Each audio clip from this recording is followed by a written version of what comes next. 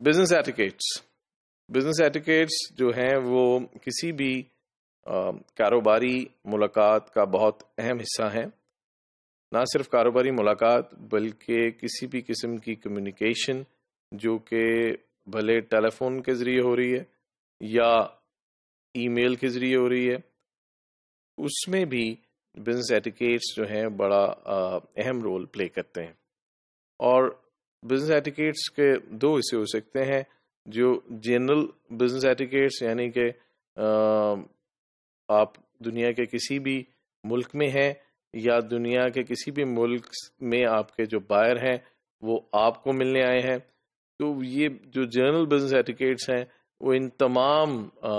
Possible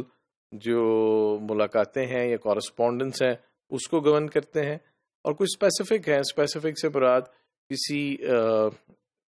خاص culture یا کسی خاص ملک سے ریلیٹڈ جو ایٹیکیٹس ہیں اس کو فالو کرنے اور اس کو سمجھنے سے متعلق ہے.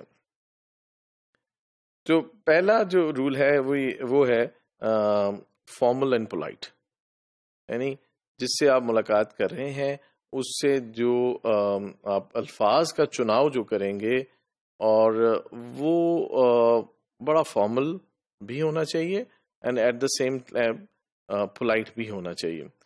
یعنی کہ نہ تو ہم فرینک ہو رہے ہیں اور نہ ہی ہم کسی کی جو کو اپنے سے کم سمجھ رہے ہیں یا اس سے بہت زیادہ امپریس ہو رہے ہیں. تو جب ہم گفتگو کر رہے ہیں تو گفتگو میں بھی ہمارے میوچل رسپیکٹ جو ہے وہ جھلکے گی، اور اس کے ساتھ ساتھ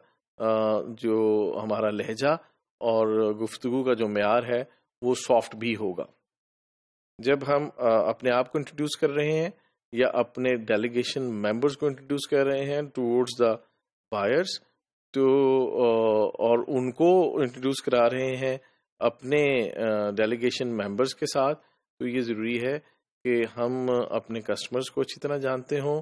ہم کسٹمرز کے ساتھ انٹریکٹ کیسے کرنا ہے اس کو جانتے ہوں، اور ہم جب اپنا نام، اپنے ڈیلیگیشن کا نام اور کسٹمرز کا نام لیں تو ان کے کمپلیٹ نام اور عہدوں سے، اور اگر ان کے کوئی سر نیمز ہیں اور اگر ان کے کوئی ٹائٹلز ہیں اس کے سمیت ان کا نام لیں اور ان کو انٹروڈیوس کریں اپنے ڈیلیگیشن کے ساتھ، اور اسی طرح اپنے ڈیلیگیشن ممبرز کو کسٹمرز کے ساتھ انٹروڈیوس کریں، سو دیٹ ایک جو اوپننگ ہے وہ بڑی آنریبل اور رسپیکٹبل ہو، اور جتنا بھی ڈسکورس ہے وہ میوچل رسپیکٹ پہ مبنی ہو. تو اس طریقے سے ہم اپنی گفتگو کا آغاز کریں گے، اپنی کمیونیکیشن کا آغاز کریں گے، اور یہ پولائٹنس، میوچل رسپیکٹ، آنر اور ڈگنیٹی کو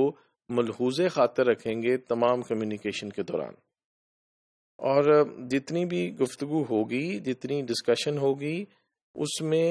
ایک اوپن مائنڈڈنیس اور فلیکسیبلٹی جو ہے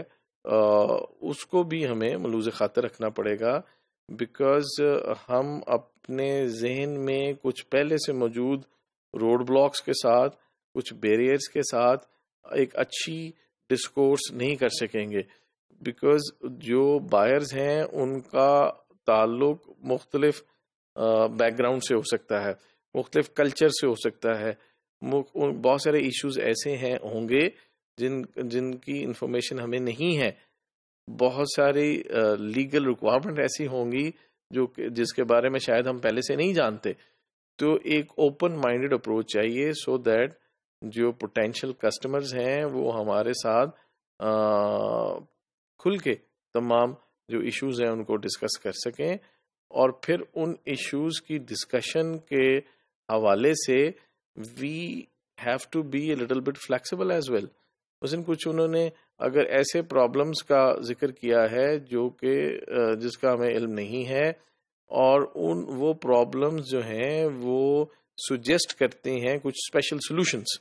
یا کوئی اسپیشل فار ایگزامپل ڈسکاؤنٹس یا کوئی اسپیشل ٹریٹمنٹس، تو اس حوالے سے بھی جو ایکسپورٹر ہے اس کو تھوڑی سی فلیکسیبلٹی دکھانی چاہیے. آف کورس یہ جو فلیکسیبلٹی ہوگی یہ ود ان سرٹن لمٹس ہوگی، لیکن ان لمٹس کے دوران فلیکسیبلٹی دکھانے میں اور ایک اوپن مائنڈیڈ اپروچ رکھنے میں یقیناً